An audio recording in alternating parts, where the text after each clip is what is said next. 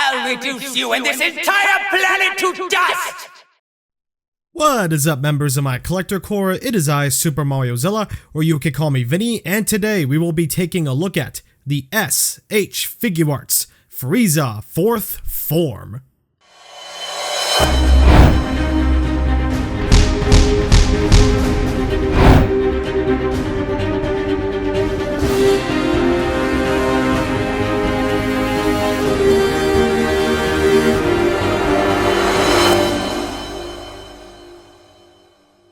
This figure was revealed as a complete surprise. This is the third time this mold is being used, but has some detail upgrades, mainly into facial features, and comes with a Namekian Dragon Ball, and sadly, does not include the Death Beam or the severed tail.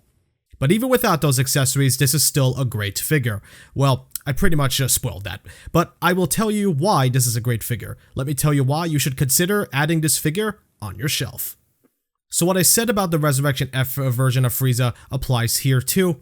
He looks amazing, has gorgeous blue shading, not just a solid white, and the new drawn facial details makes Frieza stand out among his previous two versions.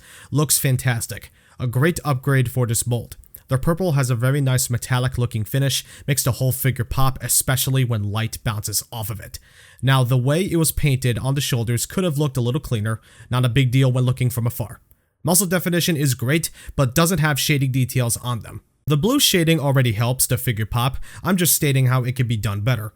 But still, the way the figure was sculpted from head to tail looks very good. Sleek and agile like always, so no major upgrades for this one. The face was the only thing updated, but that's with the new brow and other facial details. Either way, same mold, same good looking figure. Overall, I think Frieza still looks fantastic as always, with some minor hiccups. Since the first use of this mold, Final Form Frieza's articulation has always been pretty good, so let us go over it once more. Head is on a ball hinge, and neck is on a ball joint, so he can look this high up and he can look this far down. Pretty good. Can rock around, and can look side to side. No problem. There's a ball joint here, and this chest plate is on a ball joint for adjustable reasons, so you don't accidentally cause paint rub. And not just that, also you need Frieza to crunch forward, so I can crunch forward just about this far, I can crunch backward this far, so that's pretty good. And can also rock back and forth, twist around, whatever you need him to do. Arms are on ball joints, there's some butterfly joint movement, can wiggle around. Shoulders are on hinges, and he can get way more than 90 degrees. Biceps can swivel, double hinged elbows, he can get more than 90 degrees. Hands are on ball hinges. Since this is still on the 1.0 mold, the legs still have the classic pull-down style Figuarts hinge, so he can get more range out of the legs. He can kick forward just about this much, he can kick backward just about this much, and splits, yeah, he can just about do the splits. There's also a bit of a thigh swivel in there as well. Knees have a double hinge. Feet are on ball hinges, and because of that, the ankle rocker is very good, like really good, and it can kick forward and back pretty far. Not bad. Tail is on a ball hinge. It's just one solid piece. There's no bendy wire in the actual tail part, and it's also not ball jointed like you would expect with Monster Arts figures, which is fine. It's fine. Oops. Easy to pop off. So Frieza's articulation is excellent. There is pretty much nothing wrong with it. Ever since the 1.0 mold, Frieza has always been that good. So, yeah. I dig it. So, yeah, I'm happy with how articulation turned out once more. So Frieza packs the same accessories as the previous version, minus the effects sadly and the battle damaged tail.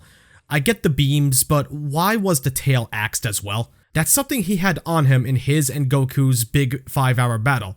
You can't convince me that that was actually 5 minutes. Still, let's see what we got. The Namekian Dragon Ball he comes with is the 5-star Dragon Ball. Looks very nice, as I said in the previous 2 reviews. Next is a Halo. Yeah, this isn't strictly Namek Saga Frieza. If you lack a Dragon Ball Super Tournament of Power Frieza, well, you can have it here. Halo is easy to put in the default head, just a peg hole. A problem from the previous Frieza is that the Halo only goes in one head and it was not fixed here. Come on, put peg holes in all 3 of the heads.